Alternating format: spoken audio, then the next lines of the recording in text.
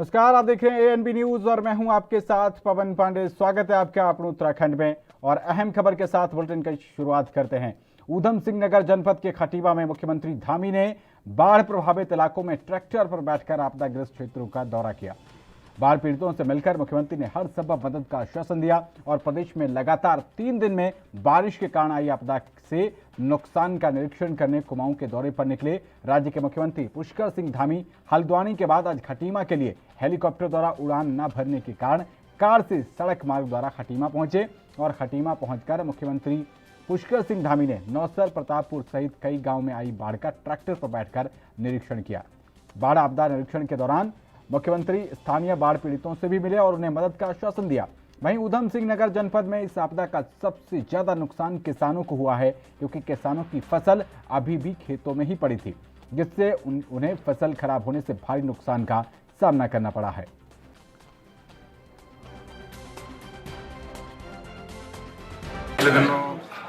अतिवृष्टि हुई है, उससे बहुत नुकसान हो गया है।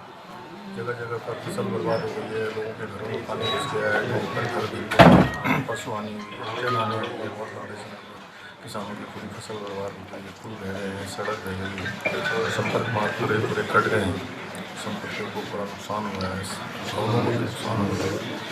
और उसमें मैं स्वयं स्थलीय निरीक्षण कर रहा हूँ, जगह जगह मैं जा रहा हूँ, जो आपदा पीड़ित हैं उनसे स्वयं मिल रहा हूँ और हर संभव जो भी सहायता है उसको करने के लिए सरकार के सारे अधिकारियों को सबको निर्देशित कर रहे हैं।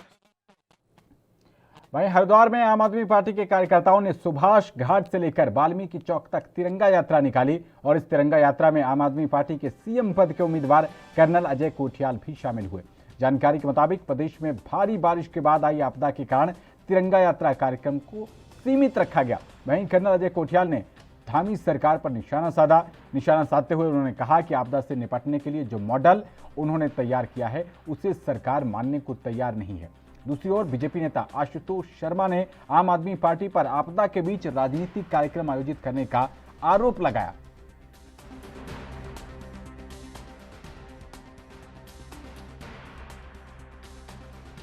बगैर किसी को क्रिटिसाइज करे, क्योंकि बार बार ये आपदा आती रहेंगी, तो वो मॉडल जो हमने पहले केदारनाथ में बनाने की कोशिश करी थी, जो कभी फॉलो नहीं करा सरकार ने, जो बीच बीच में रेणी में जब आपदा आई दोबारा, उस टाइम पे किसी ने फॉलो नहीं करा। इस टाइम पे जो आपदा आ रखी है, इस टाइम पे हम दोबारा सरकार तंत्र को बोल रहे हैं कि जिस प्रकार से हम टीम तैयार कर रहे हैं आगे के लिए ना उसे करें।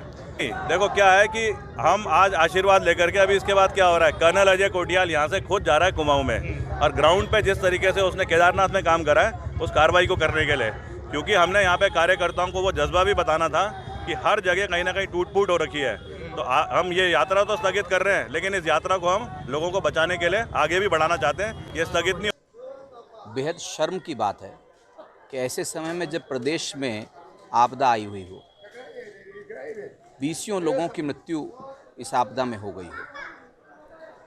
एक और जहां हमारे प्रदेश के संवेदनशील मुख्यमंत्री अपने सभी प्रकार के कार्यक्रमों को निरस्त करके सिर्फ और सिर्फ आपदा नियंत्रण के लिए अधिकारियों के साथ 24 घंटे सतत जागरूक होकर काम कर रहे हैं, दूसरी ओर आम आदमी पार्टी के नेता सड़कों पर जिंदाबाद के नारे लगा रहे हैं, सड़कों पर इस प्रकार से अपना प्रदर्शन कर रहे हैं।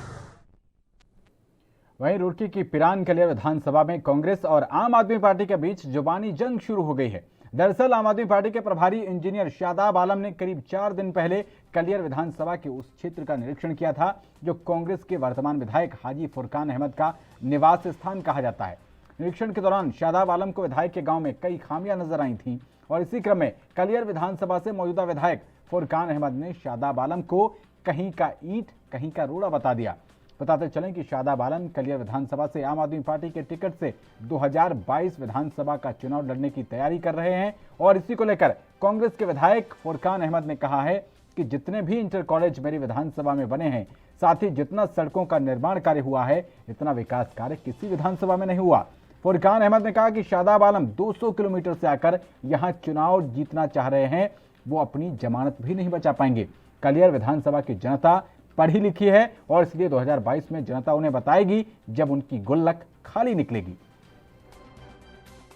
वो 200 किलोमीटर से यहाँ पर चल गया, अगर उसमें अच्छाई थी तो वो यहाँ से 200 किलोमीटर उसका घर है, ये भी पता नहीं कौन से ज़िले का रहने वाला है। ठीक, अगर वो यहाँ आके कह रहा है कि विकास नहीं हुआ, मैं उसे चैलेंज करता हूँ कि जब से देश आज़ाद हुआ लगभग 40 साल से इतना विकास नहीं हुआ जितना मैंने 10 साल में विकास किया। क्या एक कहता है कि यहाँ पर अनपढ़ लोग रहते हैं, यह हमारी रुड़की शिक्षा नगरी है।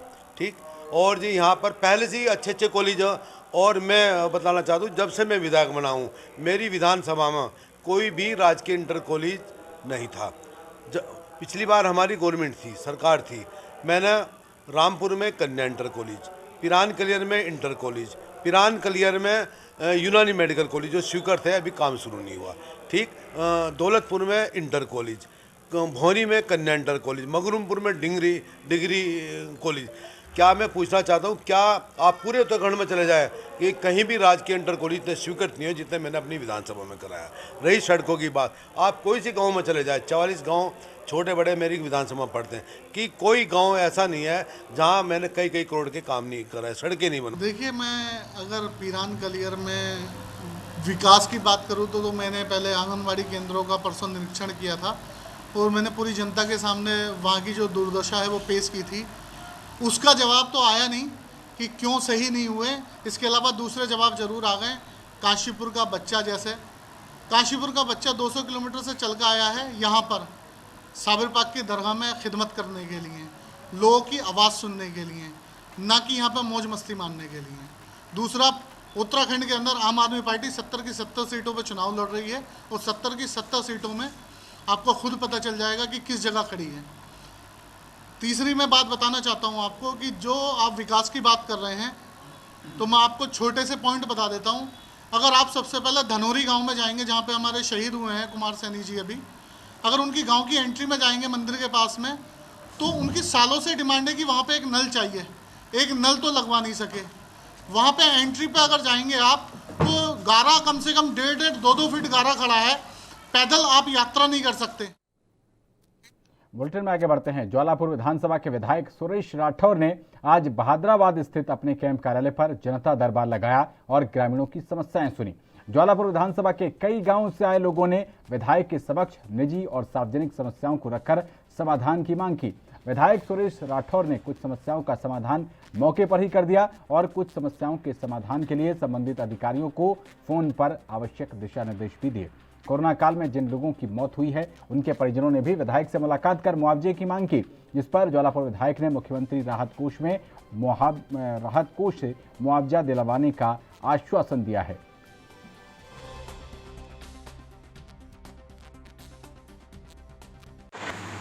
मुख्यमंत्री जी का निर्देश है कि सभी लोग अपने अपने क्षेत्रों में रहकर सभी लोगों की समस्याओं का निदान करें। आज देश के अंदर जो स्थिति है या उत्तराखंड के अंदर जो आपदा आई है, माननीय मुख्यमंत्री आपदा को दूर करने के लिए कल से एक वृहद दौरे के ऊपर हैं। यहाँ क्षेत्र के लोग जो मिलने के लिए आए हैं, हमने विकास कार्यों की समीक्षा के साथ साथ उनको जो भी सुख सुविधाएं दे सकते थे उस पर जोर दिया है। आज सड़क का जो जाल सा बिछा है, हमने विकास की दृष्टि से जो काम किए हैं वो हम एक उसके ऊपर पुस्तिका जारी कर रहे हैं। बहुत सारे लोग जो विरोधी ग्रुप के लोग होते हैं, गुट के लोग होते हैं, वो जो कुप्रचार करते हैं ताकि उनके मुंह के ऊपर ये तमाचा लगे कि हमने 2017 से लेकर अब तक अपने जो मैनिफेस्टो था, जो हमने जनता से वायदे किए थे, उन जनता के वायदों को 95% पूरा करने के साथ साथ उससे आगे बढ़कर चले गए हैं। जैसे हमारा बुग्गावाला के अंदर स्टेडियम का काम नहीं था, उस स्टेडियम को बनाने का काम हमने किया। उत्तराखंड सरकार के कैबिनेट मंत्री अरविंद पांडे बाजपुर दौरे पर पहुंचे, जहां उन्होंने बारिश से हुए नुकसान का जायजा लिया। साथ ही मंत्री अरविंद पांडे ने बाजपुर के चीनी मिल गेस्ट हाउस में अधिकारियों के साथ बैठक की।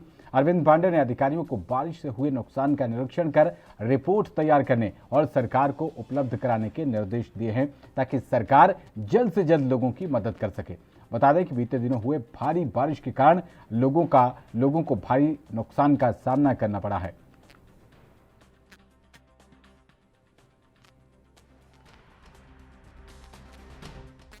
तो बाजपुर में उत्तराखंड सरकार के कैबिनेट मंत्री अरविंद पांडे पहुंचे हैं और उन्होंने वहां पर अधिकारियों को जरूरी जो भी निरीक्षण के बाद रिपोर्ट बनी है वो तैयार करने के निर्देश दिए हैं और संबंधित विभाग को जल्द से जल्द ये रिपोर्ट पहुंचाने के निर्देश कैबिनेट मंत्री अरविंद पांडे की तरफ से दिए गए हैं। तो उत्तराखंड में पिछले 3 दिनों में जो बारिश ने हाहाकार मचाया है, उसको लेकर उन्होंने बाजपुर का दौरा किया और दौरा करने के बाद जो तमाम समस्याएं क्षेत्रीय जनता ने वहां पर फेस किए हैं, उसको लेकर उन्होंने एक विस्तृत रिपोर्ट की मांग की है। साथ ही अधिकारियों के साथ वहां पर समीक्षा बैठक भी की है। जो राहत और बचाव कार्य किए जाने हैं, इसको लेकर भी उन्होंने तमाम अधीनस्थ अधिकारियों को जरूरी दिशा निर्देश दिए हैं और युद्ध स्तर पर सभी अधिकारियों को जुट जाने की बात कैबिनेट मंत्री अरविंद पांडे की तरफ से कही गई है। चाहा गया है। बरसात अब खुल चुका है। सभी अधिकारियों को निर्देशित किया गया है कि जहाँ जहाँ जल भराव हो गया, लोगों का नुकसान हुआ है, किसानों की जो कटी हुई फसल का नुकसान हुआ है, कुछ फसलें कट के मंडी में पहुँच गई हैं, सही समय पर नहीं तुल पाई, उनकी भी समीक्षा। और जो खेत में जो फसलें खड़ी थी वह आंधी और हवा की वजह से धराशायी हो गई हैं, तो जो किसानों का नुकसान हुआ है उसका भी एक समीक्षा करके अधिकारियों को तत्काल निर्देशित किया गया है कि उसकी समीक्षा रिपोर्ट तत्काल सरकार को भेजें, ताकि हम किसान से लेकर मजदूर तक, आम जनता तक जो जो नुकसान हुआ है मानकों के अनुसार हम उनको आर्थिक सहायता। उत्तराखंड में आई आपदा को लेकर कैबिनेट मंत्री सतपाल महाराज ने राज्य सरकार द्वारा आपदा प्रभावितों की मदद करने का दावा किया है। वहीं प्रदेश में आपदा में अब तक करीब 50 लोगों की मौत की खबर आ चुकी है। सरकार लगातार मदद करने की बात कह रही है। साथ ही कैबिनेट मंत्री सतपाल महाराज ने कहा है कि इस आपदा में करीब 100 करोड़ रुपए से भी ज्यादा का नुकसान हुआ है। कई सड़कें पूरी तरीके से टूट गई हैं। सरकार जल्द ही क्षतिग्रस्त सड़कों का निर्माण कार्य पूरा करवाएगी। साथ ही पर्यटन मंत्री सतपाल महाराज ने कहा है कि 4 धाम यात्रा शुरू कर दी गई है। हालांकि कई जगहों पर सड़क खराब हो चुकी है और इसके कारण तीर्थयात्री आसानी से दर्शन नहीं कर पा रहे हैं। जल्द ही 4 धाम यात्रा मार्ग को फिर से सुदृढ़ किया जाएगा। उन्होंने कहा कि यात्रियों को ठहरने, खाने और रहने की व्यवस्था जिला प्रशासन स्तर पर की जा रही है। सतपाल महाराज ने बताया कि यात्रा मार्ग पर किसी भी यात्री से होटल या रेस्टोरेंट्स कर्मचारी मनमाना पैसा वसूलते हैं तो उनके खिलाफ कार्रवाई की जाएगी। लोगों को रेस्क्यू कर लिया गया है। मेरे पास कल सूचना आई कि सुंदरखाल में एक टापू बन गया है, चारों तरफ से पानी जो है पानी ने घेर लिया है। तो रेस्क्यू ऑपरेशन के लिए मैंने मुरुगेशन जी को आदेश दिए, हेलीकॉप्टर गया, वहां से लोगों को बचाया गया। तो इस प्रकार से काफ़ी फ्लडिंग हो रही है, परंतु अब क्योंकि धूप निकल आई है तो मैं समझता हूं कि बारिश भी रुक गई है और धीरे धीरे ये फ्लड जो है नीचे निकल जाएगा। और ग्लोबल वार्मिंग का फिनोमेना तो आप देख ही रहे हैं, जिसके कारण ये सब काफ़ी हैपहैज़र्ड जो है क्लाइमेट हो गया है। मैं सबसे यही कहूँगा जो पर्यटक आ रहे हैं कि वेदर फोरकास्ट को, मेट्रोलॉजिकल जो हमारे विभाग है उसकी रिपोर्ट के बाद ही अपनी यात्रा को यहाँ पर बनाएं, उसका प्लान बनाएं। वहीं बाजपुर में भारी बारिश के कारण व्यापारियों को काफी नुकसान उठाना पड़ा है। इस बीच बीजेपी के प्रदेश प्रवक्ता राजेश कुमार व्यापारियों को हुए नुकसान का जायजा लेने पहुंचे हैं और उनसे मुलाकात कर उनका हौसला बढ़ाया। साथ ही राजेश कुमार ने व्यापारियों को सरकार से मदद दिलाने का भरोसा भी दिलाया। बता दें कि बाजपुर में बीते दिनों हुई तेज बारिश के कारण व्यापारियों को लाखों रुपए का नुकसान उठाना पड़ा है। इसके अलावा किसानों की फसल भी पूरी तरीके से नष्ट हो चुकी है, जिसे लेकर प्रदेश प्रवक्ता राजेश कुमार ने दुख जताया और लोगों से सरकार पर भरोसा रखने की अपील की है।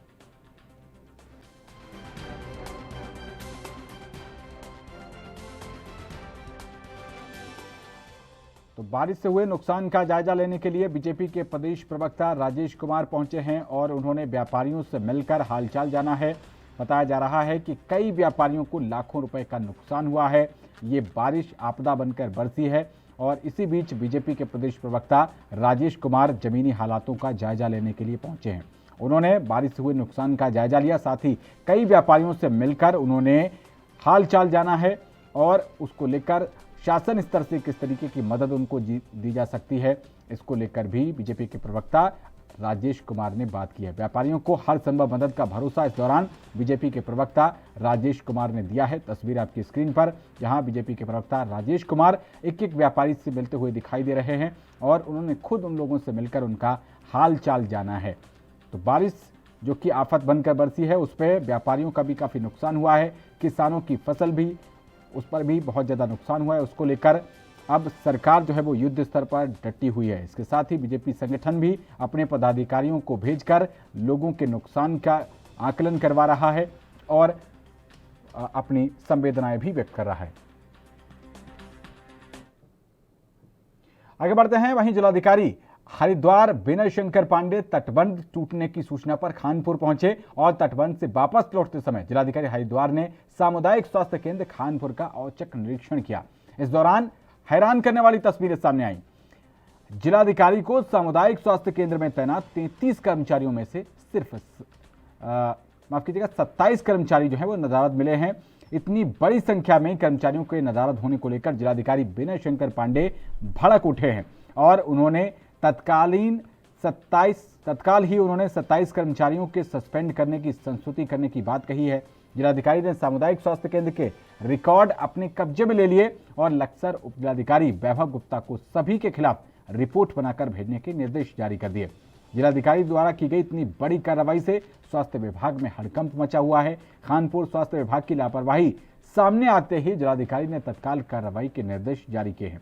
जिलाधिकारी ने खुद ही उपस्थिति रजिस्टर से लेकर दवाई वितरण रजिस्टर और अन्य कागजातों की जांच की। सामुदायिक स्वास्थ्य केंद्र की जांच के बाद जिलाधिकारी विनय शंकर पांडे बेहद ही असंतुष्ट नजर आए। में मैं एक बाढ़ग्रस्त इलाके को दौरा करने गया था और लौटने के बाद मैंने कहा खानपुर CSC के रास्ते में इसको चेक कर लूँ। तो यहाँ के हालात ये पाए गए कि 4 डॉक्टर्स की तैनाती है, उसमें मात्र एक डॉक्टर नेहा वो उपस्थित थी और बाकी 3 डॉक्टर अनुपस्थित। कुल मिला के 33 लोगों का यहाँ पर स्टाफ है इंक्लूडिंग डॉक्टर, उसमें 5 लोग उपस्थित हैं और 28 लोग अनुपस्थित हैं। सर, इनके खिलाफ क्या कार्रवाई होगी? अभी मैंने यहाँ पर ADM को रोक दिया है और SDM को यहाँ कॉल कर लिया है। अभी इसकी रजिस्टर मैंने खुद सीन कर लिया है। अभी वो रिपोर्ट मेरे पास आएगी, इसको मैं शासन को प्रकरण आज ही संदर्भित करूंगा और मेरी तरफ से। तो यहाँ पर रुक रहे हैं छोटे से ब्रेक के लिए, फौरन लौट रहे हैं। बने रहिए NB न्यूज के साथ।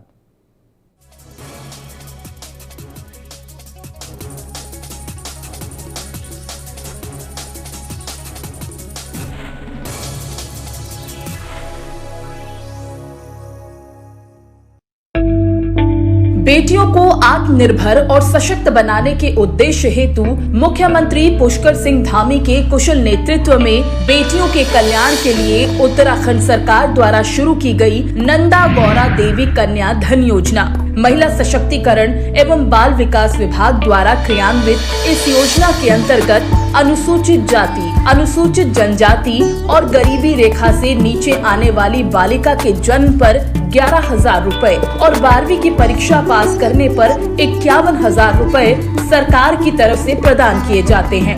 साथ ही साथ साल 2015-16 में 11,300 बालिकाएं और 2016-17 में 21,916 बालिकाएं तत्कालीन गौरा देवी कन्या धन योजना के लाभ से वंचित रह गई थी। लेकिन अब उत्तराखंड सरकार की तरफ से मौजूदा नंदा गौरा देवी कन्या धन योजना के अंतर्गत उन सभी 33,216 बालिकाओं को कन्या धन योजना का आर्थिक लाभ दिया जाएगा।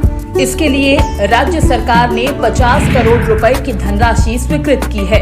नारी शक्ति के समग्र विकास को समर्पित उत्तराखंड सरकार की तरफ से योजना के लाभ से वंचित रह गई प्रदेश की 33,216 बेटियों को अब मिलेगा उनका आर्थिक अधिकार। बेटी है अनमोल उपहार, शिक्षा है उसका अधिकार।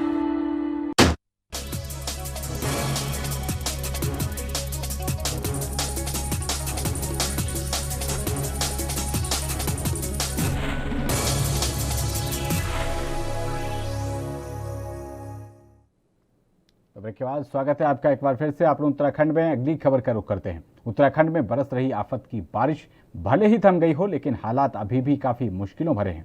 गढ़वाल हो या कुमाऊं, दोनों ही जगह आपदा की भयानक तस्वीरें लोगों के रोंगटे खड़े कर रही हैं। हालांकि सरकार और प्रशासन आपसी तालमेल से जमीनी स्तर पर काम कर रहे हैं और इस आपदा से बचाव के लिए मुख्यमंत्री पुष्कर धामी खुद आपदा प्रभावित इलाकों में डटे हुए हैं और खुद मॉनिटरिंग कर हालातों का जायजा ले रहे हैं। वहीं राहत बचाव दल में SDRF, सेना, अर्धसैनिक बल, पुलिस सहित स्थानीय लोग भी जुटे हुए हैं। साथ ही सड़क मार्गों को खोले जाने का कार्य भी युद्ध स्तर पर किया जा रहा है। केदारनाथ, बद्रीनाथ राष्ट्रीय राजमार्ग सहित कई राष्ट्रीय राजमार्ग बाधित हैं, जिनको खोले जाने के लिए मशीनें लगाई गई हैं। बता दें कि बीआरओ, पीडब्ल्यूडी समेत अन्य विभाग सड़क मार्ग खोलने में जुटे हैं। साथ ही स्थानीय लोगों और यात्रियों की मदद के लिए जिला प्रशासन और तहसील स्तर पर कार्य किया जा रहा है।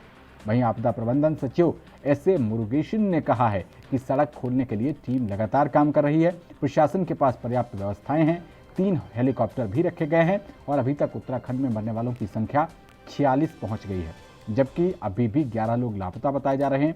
लापता लोगों के लिए सर्च ऑपरेशन भी जारी है। मुख्यमंत्री पुष्कर सिंह धामी खुद ग्राउंड जीरो से लोगों तक पहुंच रहे हैं। क्लियर है, वैसे बारिश बंद हो गया है Garhwal as well as Kumaon region में। हल्की बारिश है, इधर उधर आइसोलेटेड प्लेसेस में हो रही है ये, लेकिन इतना इम्पैक्टफुल नहीं है। सेकेंड है, कितने भी हमारा रिवर्स है, रिवोल्यूट से स्ट्रीम्स है, उसमें पानी का स्तर है कम हो गया है। अभी डेंजरस लेवल पे या वार्निंग लेवल पे कहीं पे भी नहीं है। तीसरा, रोड्स वगैरह अभी लास्ट 2-3 दिनों की बारिश में काफ़ी सारे जगह में लैंडस्लाइड और मलबा आने के कारण बंद है, अवरुद्ध है। तो उसको अगेन रोड ओपनिंग के लिए सभी हमारा एजेंसीज है, starting from PWD, NH, BRO सभी लगे हुए हैं। सो चारधाम भी उसी तरफ का रोड ग्रीन होने के बाद इमीडिएटली पिलग्रिम्स को आने जाने के लिए अलाउ किया जाएगा। और अभी रेस्क्यू के लिए हमारा सारी पुलिस है और एसडीआरएफ, एनडीआरएफ और आर्म्ड फोर्सेस का भी जवान हैं, सारे लगे हुए हैं। तो लगातार 3 दिन की बारिश से जहां जगह जगह भूस्खलन से भारी नुकसान हुआ है, वहीं अल्मोड़ा जनपद में पिछले 72 घंटों से ग्रामीण क्षेत्रों में बिजली सप्लाई बाधित है, जिसके साथ ही जियो और बीएसए की सेवा पिछले 72 घंटों से बाधित है। सेवा बाधित होने से सरकारी और गैर सरकारी काम पूरी तरीके से ठप पड़े हैं। बैंकों के एटीएम पूरी तरह बंद होने से लोगों को भारी कठिनाइयों से गुजरना पड़ रहा है।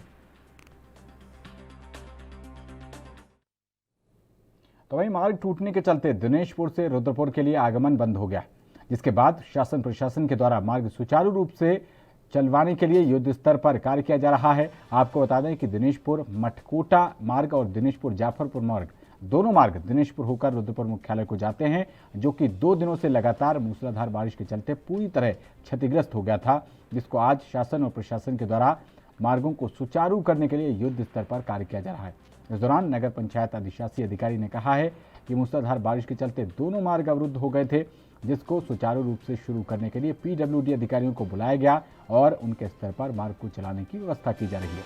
इस दौरान नगर पंचायत के सभासद हिमांशु सरकार ने कहा है कि 35 वर्ष के बाद इस वर्ष मूसलाधार बारिश हुई है, जिसके चलते क्षेत्र के कई लोग बेघर हो चुके हैं। उनके खाने पीने की व्यवस्था नगर पंचायत बोर्ड के द्वारा की जा रही है। जो 18 तारीख को आई आपदा के कारण जो है हमारे जाफरपुर रोड और ये कालीनगर रोड लिंक मार्ग है हमारे मेन रोड पर पहुंचने वाले और रुद्रपुर शहर को जाने वाले, तो इनमें जो है आम जन का निकलना मुश्किल हो गया और रोड टूट गई। उप समझना जैसी संज्ञान में प्रकरण आया है, पीडब्ल्यूडी के सहयोग से और जल संस्थान के सहयोग से और कुछ नगर पंचायत द्वारा जो है इसको ठीक कराने की व्यवस्था की जा रही है और इसका स्क्रब डाल के इसको अभी इसकी व्यवस्था की, रोड को आम जन के लिए जाने की सुविधा की जा रही है। शेष कार्य जो है पीडब्ल्यूडी रुद्रपुर द्वारा जो है इसका प्रस्तावित कर जो है अगला कार्य किया जाएगा। आज यहाँ पे हम लोग जो टूटी सड़क के किनारे खड़े हैं और यातायात सुचारू इसलिए जो है यही साहब, जय साहब और हमारे ईओ साहब को निर्देशित किया गया कि रोड जल्दी चालू हो। इस निमित्त जो है यहाँ जल भराव की स्थिति है, जल को किसी तरीके से निकाल कर इसमें मेटेरियल पड़ जाएगी, आवागमन जल्दी चालू हो जाए। जो अतिवृष्टि के कारण रोड क्षतिग्रस्त हो गई है, तो हमारा प्रयास है कि उसको जो लोकल मटेरियल है जीएसबी से फिलहाल अभी कच्चा रूट चालू कर देंगे, तो हमने ठेकेदार को निर्देशित कर दिया है और 5-6 बजे तक रूट चालू हो जाएगा। तो कालीनगर में भी अप्रोच।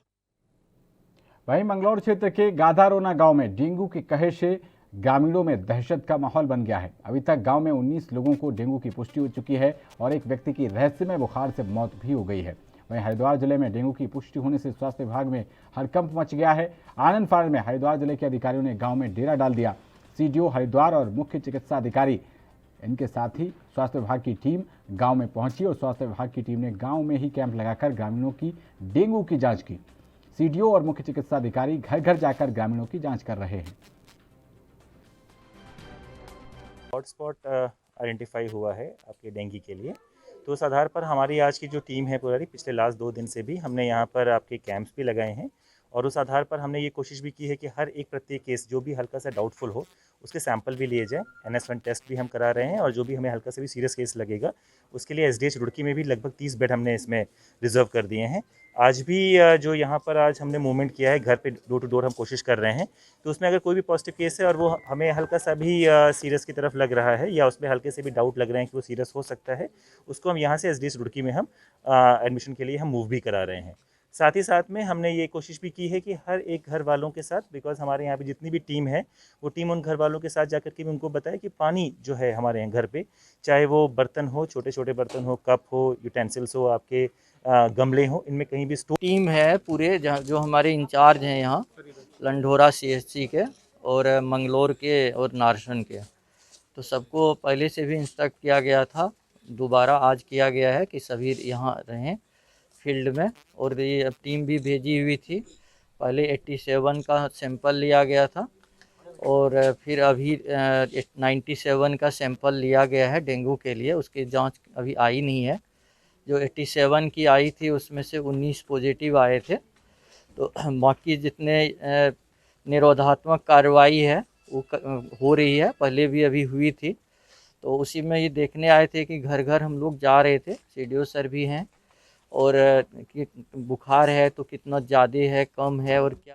इस बुलेटिन में फिलहाल इतना ही। देश और दुनिया की तमाम अहम खबरों के लिए बने रहिए NB न्यूज़ के साथ। नमस्कार।